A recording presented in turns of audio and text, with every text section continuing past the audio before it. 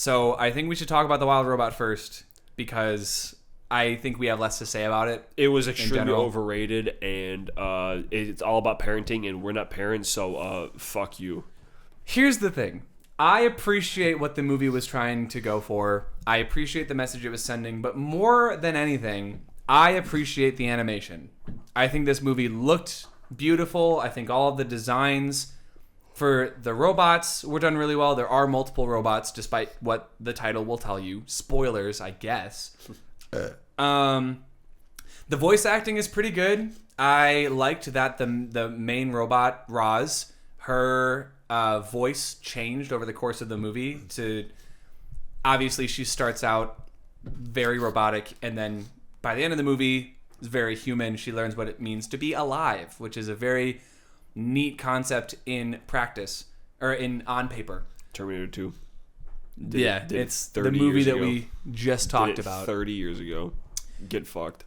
But there are a couple of sequences in here that genuinely got me a little emotional, but from an animation visual perspective. I like there's a forest fire towards the end of the movie, and the fire they made magenta, like this purple. And I saw one reviewer, Karsten Runquist, shout out Karsten, describe it as having a very... What?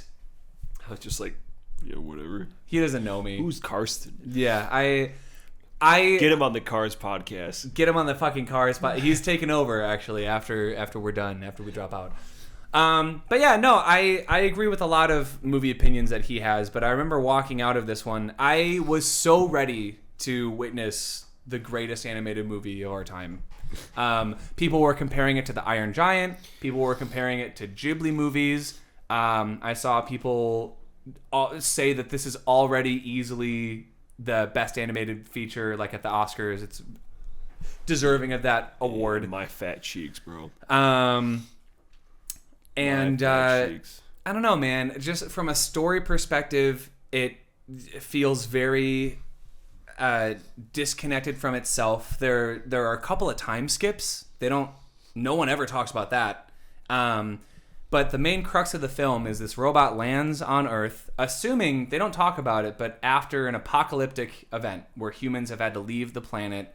You see the Golden Gate Bridge submerged underwater at a certain point. You see imagery of buildings that are very like The Last of Us-ified. They have vegetation growing out of them. And this robot crashes on Earth and needs to fulfill tasks because that's what her programming dictates. Kills a bunch of birds in a nest while running away from a bear and finds one lone egg and starts to raise it. And the first 30 minutes of the movie where she's discovering the planet and all of these things are trying to kill her, and there's a big emphasis on death and what it means to... The meaning that it gives life, that life has an end, so that's why it's very precious. Best part of the movie. And I loved the baby duck design. The duck's name is Bright Bill. And... yeah, it's just a very fun time. I thought that was going to be the whole movie, and the duck was going to stay a baby. The gosling was going to stay a baby the whole time. But no. Then there's a time skip, and there's a... Fucking Ryan had to grow up. Yeah. Ryan? Oh. I see what you did there. Oh, shit. And I'm upset that the gosling grew up, because then it turns into like a story of... It's like a coming-of-age story for the Gosling, and it becomes less about the actual robot, and it becomes more about the Gosling and his journey. And then it cuts back to Roz, and during winter, there's a scene where she has to find a bunch of animals that are hibernating, and then she goes to sleep, I'm assuming, until spring. So there's another time skip where, like, I don't know. And it's just so hard to connect with the movie for me because it jumps around so much, and it's like, man, I understand the learning to fly metaphor, and you can't do that as a baby Gosling. But I don't know, man. Those are my thoughts. The animation is stellar. Apparently, this is the last all in-house. And I'm looking for the sky. Sorry, this movie's boring, so I'm thinking of other things to think about. No. Also, it reminded me how much I hate insert songs. Dude, that fucking montage of you like when he was like first a teenager and it was whatever bullshit song that was. Yeah. That was horrible. Yeah, it's really bad. If you are a movie, listen, if you're an animation studio like DreamWorks, I don't know how much money you have in your budget or how much money you earn by making a deal with an artist to include their song in a movie. Just don't do it. Just don't do it. There's rarely ever does a film come out that isn't from the 80s where all insert songs were pretty good. Let's face it.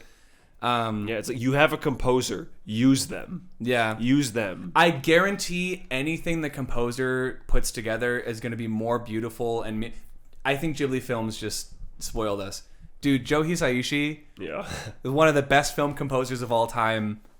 Did we talk about how we saw him live this summer? No, I don't think so. Because that was the thing. It's like people were saying, yeah, it's Ghibli inspired. But Yeah. no, the fuck it wasn't. No. It was like so on your nose. Yeah. Yeah, every metaphor, there was nothing really left up to the imagination in this movie. And I had more questions by the end of it than answers. Like, what do the animals do when Roz is... Like, the movie so heavily emphasizes that, like, life is precious. Because in the wild, animals have to eat each other to survive. That's just how it goes. And then by the middle of the movie, in one single scene, it somehow flips to, actually, we can coexist. And nobody has to eat each other. Yeah, they're all friends now. We will eat grass. They all live in the same house that Roz built. And it's just like it feels very conflicted at times. I think the only Ghibli inspiration was Roz's design. She looks a lot like the robots from Castle in the Sky, which I like. Again, the character design, the animation, the backgrounds, the water. I know Donkey jokes about water looking really realistic as a good sign of a good game. But whenever I see realistic water in an animated movie, it's like, shit, man, that's awesome. How do you do that? But obviously, it's going to be different for everyone. So I say go watch The Wild Robot, but not before going to see Transformers 1.